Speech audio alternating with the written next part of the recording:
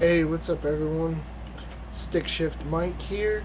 I'm back for another review. I haven't done one in a long time. It's been kind of crazy with COVID and everything going on. And I haven't been watching a lot of movies lately. I have seen Birds of Prey recently, so I do plan to do a review of that. Maybe I'll do it after this one. We'll see. Uh, this weekend, every 4th of July, I watch Top Gun. It's like my favorite. When I think 4th of July, for some reason, I just start playing Danger Zone in my head, and it's my favorite like American theme. So I started off this weekend, 4th of July weekend, by wanting to do an '80s, just all '80s movies, and there's a lot of movies I haven't seen. And today I did the Breakfast Club, and that doesn't even deserve a review. It's just two thumbs down, mildly funny, and that's being generous. And we're not even gonna go there. I don't understand how that is a classic. Um, this is now one of my favorite '80s movies. I wouldn't say it's my favorite. Obviously, that would be 1989 Batman, Back to the Future, Empire Strikes Back. Those are like the big hitters for me. But this, oh my god, 5 stars, like 9.9 out of 10. I would give this movie. Um, I almost think it's my first Patrick Swayze movie ever. I can't recall watching anything else with Patrick Swayze in it, if I'm being honest. And I know everyone's seen Ghost, and now that is on my list. Now I'm gonna start watching Patrick Swayze movies. Um, but just unreal. I mean, I totally felt like it was well written, well choreographed. It's a good story. It has heart, and the whole time I'm watching it, I'm like, you know what? This reminds me of every action movie I watched from early 2000s on. Seemed like it was the random guy comes to town, you know, against all odds, and there were just so many of those. I feel like they were all just trying to remake Roadhouse. Honestly, every Jason Statham movie is this type of story.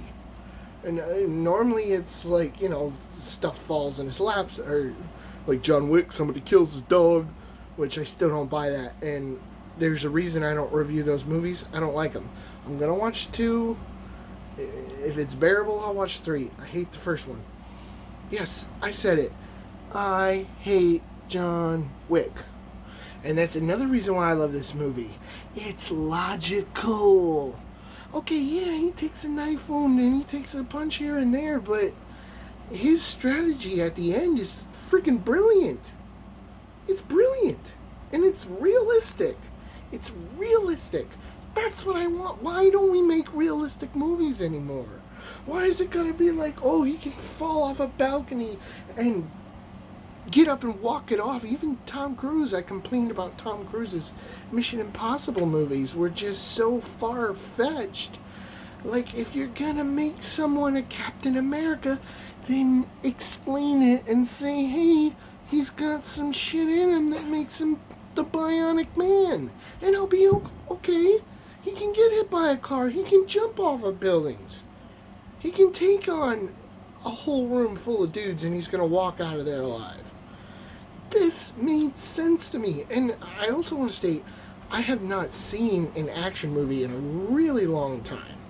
I've been so quarantined in like Disney only because of my son and the kids, and it's been really hard for me to find my rhythm of movies I love. I recently bought, though, hold on. This may have triggered it because, and I posted this on my Instagram and Facebook too. I picked this beauty up at Walmart, and with my new sound bar, holy God, I felt like I was back in the movie theaters again.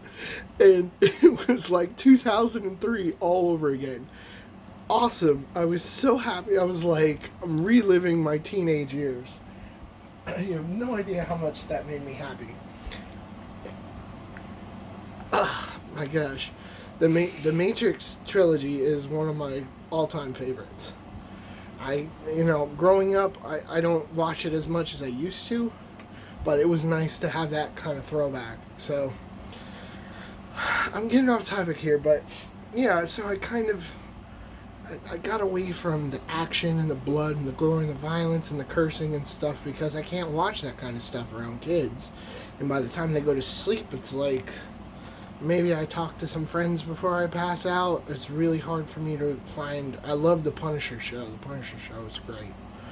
I won't review TV shows. I just tell you either thumbs up or thumbs down. If you want, you can post in the comments what I think. Maybe I'll do a review if I get enough requests. But yeah, Roadhouse is one of my favorites, man. It's and I almost said it almost didn't get the full 5 stars from me until the end. And then I saw the end and I was like, bing, bing. That little guy just popped right out. I was like, sign the checks. I'm done. Done. 2 thumbs up.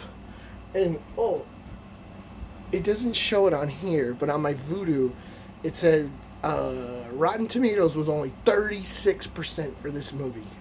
36. I give it a 98, man. The only bad thing I could take away from this was the dialogue.